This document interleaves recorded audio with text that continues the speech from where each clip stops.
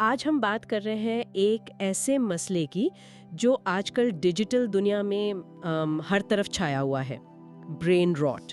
हमारे पास जो ये मवाद है, कुछ नोट्स और इक्तबासात, वो इसे दिमाग के लिए एक ब्लैक होल या आप कहें जहरीले मवाद जैसा करार देते हैं, जो हमारी सोचने समझने की सलाहियत को मतलब आहिस्ता आहिस्ता खा रहा है। बिल्कुल, और ये तशबीहात गहरी हैं। तो आज हम कोशिश करेंगे इसी मवाद की मदद से ये समझने की कि आखिर ये ब्रेन रॉट है क्या भला, ये हमारे जहनों पर कैसे काबिज हो रहा है, और सबसे अहम बात, क्या हम इससे बचाव का कोई रास्ता, कोई तरीका निकाल सकते हैं। आइए जरा इसमें गहराई से उतरते हैं, है ना। जी बिल्कुल, इसको समझना बहुत जरूरी हो गया है। मवाद में एक बड़ी दिलचस्प बात लिखी है कि ये ब्रेन रॉट एक तरह से इंटरनेट का वो जहर है जो हमारी तनकीदी सोच यानी क्रिटिकल थिंकिंग को आहिस्ता आहिस्ता खत्म कर रहा है। हाँ, और ये बात भी कि ये सिर्फ कम म्यार के मवाद का नतीजा नहीं, बल्कि अब ये खुद इसकी वजह भी बनता जा रहा है। ये एक चक्कर सा बन गया है। बिल्कुल, अंदाजा लगाएं, ऑक्सफोर्ड डिक्शनरी ने 2024 में इसे साल का लफ्ज करार दिया। Oh wow! ये जाहिर करता है कि ये कितना बड़ा मसला बन चुका है।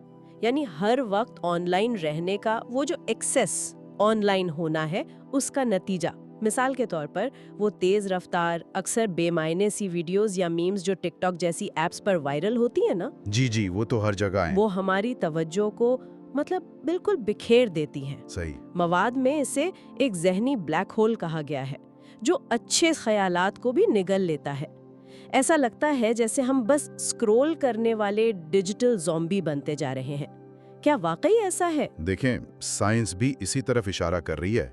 जो तहकीक आपके मवाद में शामिल है, वो बताती है कि ये ब्रेन रॉट हमारे तवज्जो के दौरानिए यानी अटेंशन स्पैन को बुरी तरह मुतासिर करता है। और ये मसला सिर्फ वक्त का नहीं, बल्कि इस कम म्यार के मवाद की लत का है। ये हमें सतही मालूमात का आदी बना देता है और गहराई में सोचने की सलाहियत कमजोर कर देता है। अच्छा। तहकीक में ये बात भी सामने आई है, जो काफी अहम है, कि बहुत ज्यादा ऑनलाइन वक्त गुजारना दिमाग के ग्रे मैटर को कम कर सकता है। ग्रे मैटर यानी दिमाग पर बराह रास्त असर? जी बिल्कुल, ये ग्रे मैटर हमारी सोच, याददाश्त और फैसला साजी के लिए मतलब बहुत जरूरी है। और इसकी कमी डिप्रेशन के बढ़ते हुए केसेस और फैसले करने में मुश्किलात से जुड़ी हुई पाई गई है। ओह, ये तो वाकई परेशान कुन बात है। और एक मिसाल जो मवाद में दी गई है वो तो काफी चौंका देने वाली है। कहा जाता है कि जनरेशन जी में बास किस्म के वायरल मवाद, जैसे वो स्कूबीडी वाले मीम्स है ना, हाँ, सुने हैं। उनकी वजह से औसत तवज्जो का दौरानिया कम होकर सिर्फ 8 सेकंड रह गया है। 8 सेकंड? जी 8 सेकंड, जो एक गोल्ड फिश से भी कम बताया जाता है। नाकाबिले यकीन। तो ये वाकई सोचने पर मजबूर करता है कि आखिर इस सब का हमारी मजमूई जहनी सेहत और कुछ नया सीखने या समझने की सलाहियत पर क्या गहरा असर पड़ रहा है। बिल्कुल, यही तो बुनियादी सवाल है। तो अगर मसला इतना संगीन है, तो क्या मवाद में इसका कोई हल भी बताया गया है? क्या हम इस स्क्रॉल जेल से, जैसे उसे कहा गया है, निकल सकते हैं? हाँ, उम्मीद तो है। हाँ बिल्कुल, मवाद में डिजिटल डिटॉक्स का जिक्र है, यानी टेक्नोलॉजी से वक्फा लेना। ये कोई सजा नहीं, बल्कि अपने दिमाग को रिचार्ज करने का एक तरीका है। जी, एक रीसेट बटन की तरह। बिल्कुल। कुछ अमली मशवरे भी दिए गए हैं, जैसे फोन पर मखसूस ऐप्स के इस्तेमाल का वक्त महदूद करना, शायद दिन में 30 मिनट या कुछ ऐसा। और शहुरी तौर पर बेहतर मवाद का इंतखाब करना, जैसे कोई अच्छी किताब पढ़ना या आप कहें मालूमाती पॉडकास्ट सुनना। ये बहुत अहम है कि हम क्या खा रहे हैं ज़हनी तौर पर। सही कहा। एक और तजवीज़ जो मुझे काफ़ी कारआमद लगी, वो है हफ्ते में कोई एक दिन स्क्रीन से पाक गुजारना। इस दिन बाहर निकलें, चहलकदमी करें, दोस्तों या घर वालों के साथ वक्त गुजारें। ये ऐसे ही है जैसे आप अपने दिमाग के गिर्द एक हिफाजती शील्ड बना रहे हों। एक ज़हनी किलाबंदी। हाँ, जो ब्रेन रॉट को बाहर रखे।